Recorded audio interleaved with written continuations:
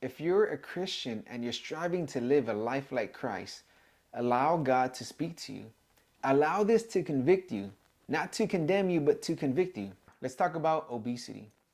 Let's talk about this in 3 points.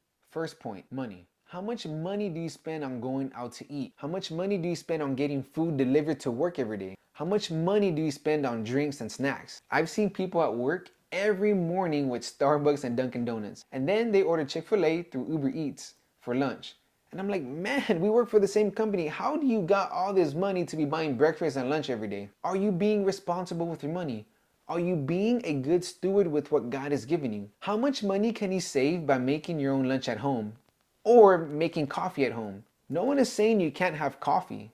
You can still have your coffee, but make it at home. With all that extra money, now you'll be able to give tithes and offerings. Maybe you could even donate to another cause or help someone in need. Maybe you could actually start to save money. Second point, being obese is unhealthy. Eating too much food is unhealthy. This is no secret.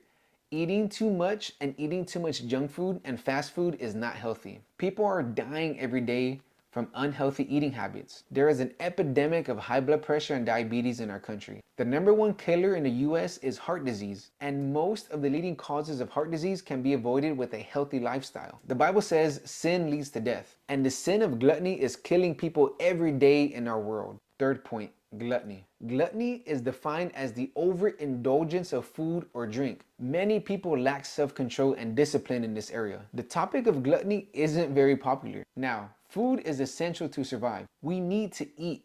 And food is meant to be enjoyable, but we must be disciplined. We must have self-control. I hear many people call themselves foodies, and I can't help but wonder, are they committing gluttony? Now, not everyone who is overweight is committing gluttony. Some people's bodies are just different, and some people may have medical conditions, but the vast majority of people who are overweight, it's due to the lack of self-control when it comes to food. Can I just be honest?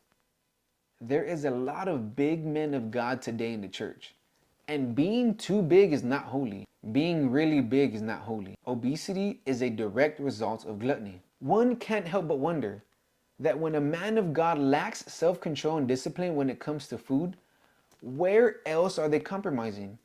Where else do they lack self-control and discipline? Food is not bad, but we must be disciplined and use self-control. And food has become an idol in many of our lives. So we must find good middle ground on these issues. When it comes to food, instead of going out to eat 5 times a week, go once or twice a week. I want to encourage you to pray about this and ask God to help you and guide you.